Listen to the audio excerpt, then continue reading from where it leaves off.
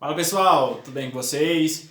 Mais um dia a gente por aqui, né? Vamos dar início aos nossos trabalhos. Vocês dos segundos anos, a gente está na Revolução Industrial e hoje a gente vai falar mais um pouco, né? A gente estava falando já sobre os trabalhadores, só que agora a gente vai falar de uma questão muito mais social, né? E das causas em si que estavam vivendo esses trabalhadores lá na Revolução Industrial do século XVIII, né? Basicamente na Inglaterra, né? Vamos colocar.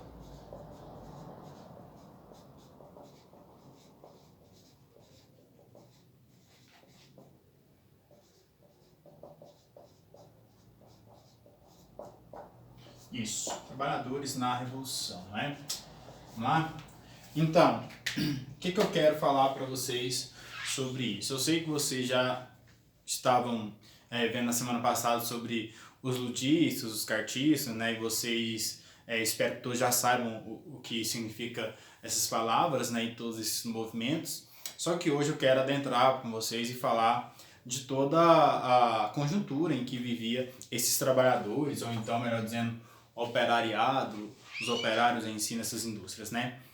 Primeiro de tudo, o conceito de mais-valia, a gente explorou ele na semana passada, e quem não viu essa videoaula, por favor, né, eu tô fazendo uma campanha aí, né, pro povo se inscrever no meu canal, né, eu preciso aumentar minhas visualizações, gente, pelo amor de Deus, tá muito pouco esse trem aí, tem que voltar a ver meus vídeos aí pra aumentar a credibilidade, entendeu? Me ajuda aí, por favor, segundo ano, aí vocês os caras aí do colégio, pelo amor de Deus, me ajuda, vamos lá? Então, mais valia para quem não viu a aula passada, peço novamente que vê, né, vai lá no vídeo passado, dá uma olhada, se não for me engano, tá Revolução Industrial, aula 02, tá bom?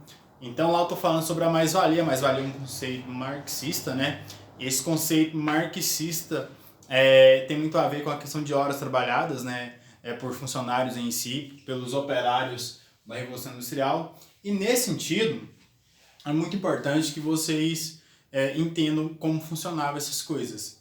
Lá a gente colocou a mais-valia na questão de 8 horas. Só que a gente sabe que os trabalhadores aqui, eles desempenhavam funções de 14 a 16 horas diárias. Então, esses trabalhadores aqui, eles não trabalhavam só 8 horas, né? Eles desempenhavam uma função muito cansativa, uma função muito longa e muito insalubre também, sem condições de trabalho, basicamente, e tendo que lidar com diversos tipos de coisas lá no maquinário em si, em questões manuais também. Só que esses trabalhadores aqui não são só os homens, tá? Esses trabalhadores também eram mulheres e crianças, tá bom? Então, as mulheres e as crianças, elas também foram bastante exploradas aqui na Revolução Industrial. Quando a gente fala Revolução Industrial, a gente precisa traçar pelo menos uma data, basicamente, de início dessas explorações.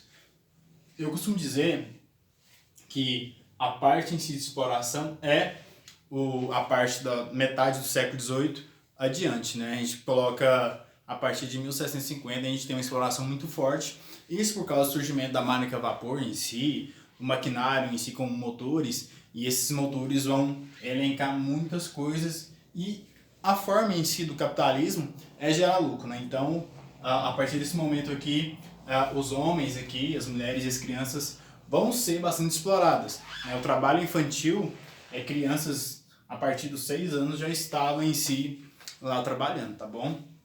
Então, além dessas questões sociais, a gente vai ter a questão também de moradia, aonde é que essas pessoas vão morar. A gente sabe que essas 16 horas trabalhadas diárias não vai sobrar quase nada de tempo, mas aí que entra as moradias dos trabalhadores, vou colocar aqui, era em cortiços,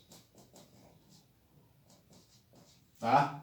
Então, vocês sabem que cortiços são pequenos espaços em si, onde existe sim um quarto e todas as pessoas vão desfrutar, várias famílias vão desfrutar desse mesmo espaço. Então, vai ter uma cozinha, vai ter um banheiro, mas digamos que 4, 5 famílias vão desfrutar e dividir esse mesmo espaço. Então, assim, eram vários repartimentos, né? Eram muitos funcionários, muitos operários em si.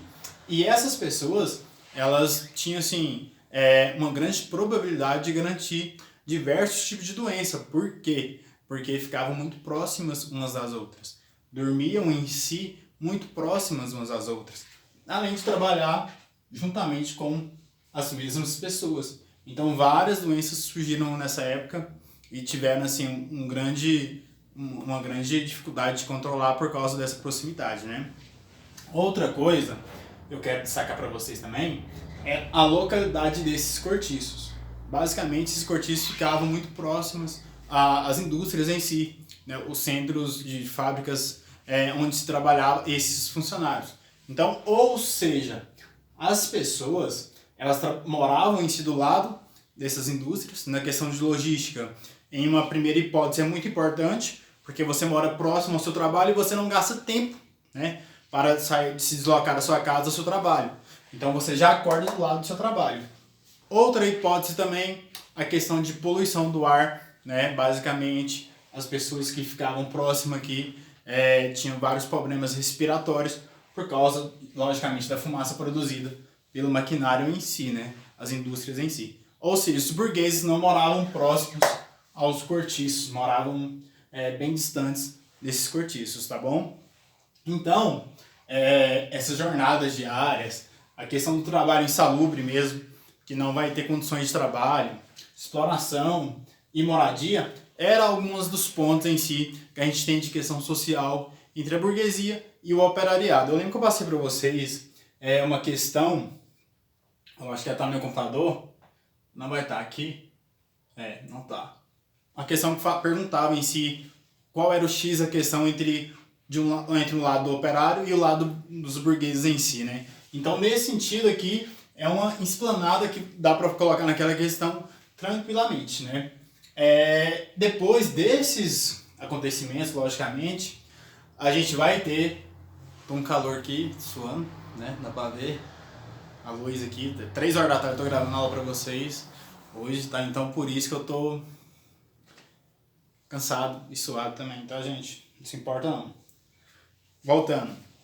Então, todas essas características que eu coloquei para vocês aqui no quadro, né, elas também caberiam naquela questão. E esses movimentos, como os ludistas, que é a quebra de indústrias em si, de maquinários, e os cartistas, que é um movimento muito mais democrático, vão surgir depois desses acontecimentos aqui, em prol de garantir alguns direitos, né? Outro ponto que eu quero destacar para vocês também, deixa eu apagar aqui um pouco. Deixa eu apagar aqui, para dar um espaço. É que no ano de 1819 vai ocorrer o que a gente chama de massacre. Muito importante, tá, pessoal? Anota isso aí, guarda isso aí, tá bom? Massacre de Pertelu. Com 2 O no final, tá bom? Pertelu. Esse massacre aqui, pessoal, vai deixar um total de 11 pessoas mortas. Ele vai ocorrer na cidade de Manchester, lá na Inglaterra, logicamente, né? Manchester, Inglaterra. E mais de 80 mil pessoas participavam em si desse movimento em prol de garantir alguns direitos.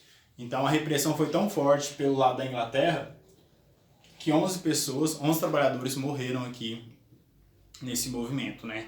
O que acontece? Depois desse acontecimento, foi promulgada uma constituinte pela coroa, né, inglesa, e eles promulgaram alguns direitos, né? E a gente tinha diversos baixos assinados por mais de 1 milhão de trabalhadores, né, da Inglaterra, em prol de garantir voto secreto, alguns direitos que vai demorar mais um pouquinho de tempo ainda para conseguir. Eu me recordo que foi a partir do ano de 1919,